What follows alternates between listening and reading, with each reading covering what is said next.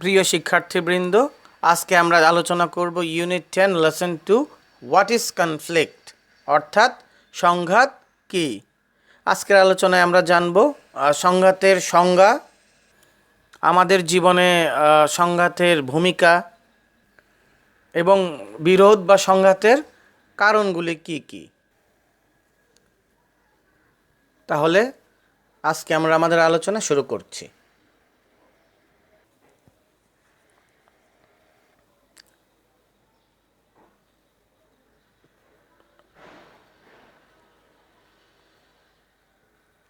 Conflict can be described as a disagreement among groups or individuals characterized by antagonism and hostility.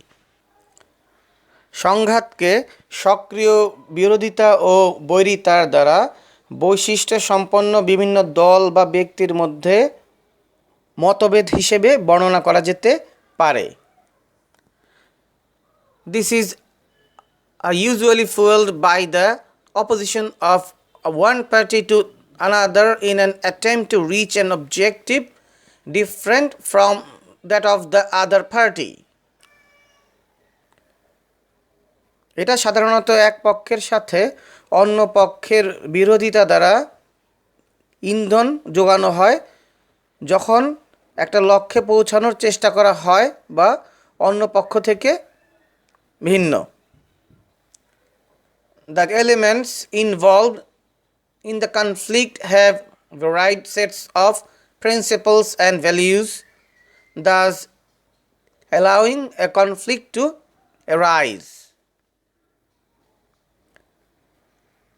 বিরোধে অন্তর্ভুক্ত বিষয়সমূহের মধ্যে নির্দিষ্ট নীতি ও মূল্যবোধ রয়েছে যা একটি বিরোধ জন্ম দেয়।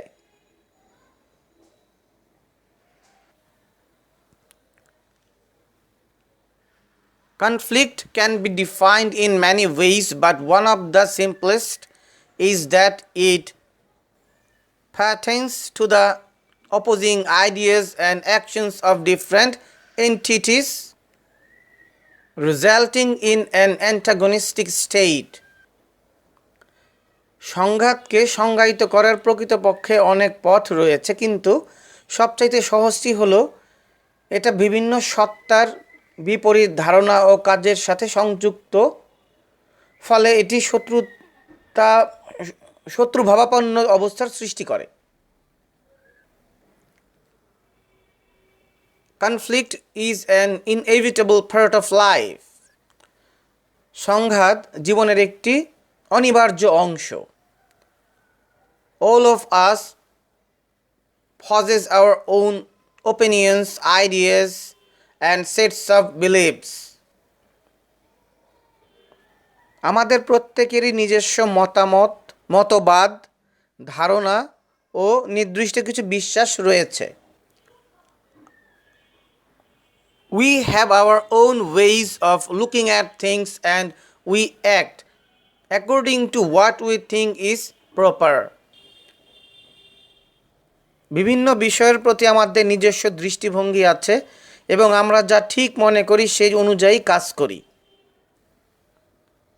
Hence, we often find ourselves in conflict in different scenarios.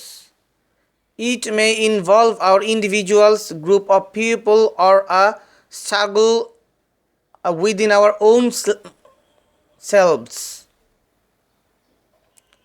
সেহেতু আমরা নিজেদেরকে প্রায়ই বিভিন্ন পরিস্থিতিতে সংঘাতের মধ্যে পাই।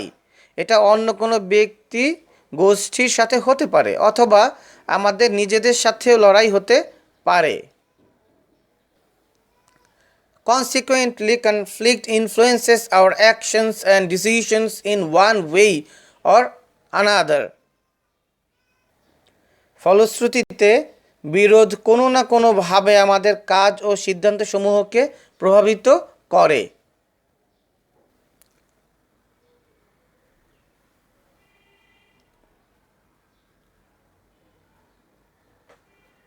Conflict comes naturally. The clashing of thoughts and ideas is a part of the human experience. স্বাভাবিকভাবেই সংঘাতের সৃষ্টি হয়। চিন্তা ও ধারণার সংঘাত মানুষের অভিজ্ঞতার একটি অংশ। It is true that it can be destructive if left uncontrolled. এটা সত্য যে যদি অনিয়ন্ত্রিত রাখা হয় তবে তা ধ্বংসাত্মক হতে পারে। However, it shouldn't be seen as something that can only cause negative things to transpire. যা হোক, এটাকে এমন কিছু হিসেবে দেখা উচিত নয় যা শুধু নেতিবাচক ঘটনাই ঘটায়। It is a way to come up with more meaningful realizations that can certainly be helpful to the individuals involved.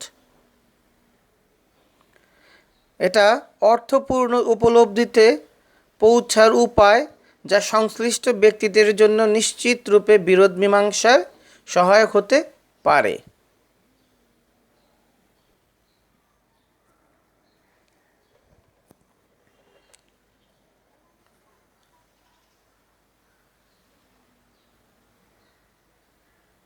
Conflict can be seen as an opportunity for learning and understanding our differences. সংঘাতকে আমাদের পার্থক্যসমূহকে জানা ও বোঝার একটি সুযোগ হিসেবে দেখা যেতে পারে। We can all live harmoniously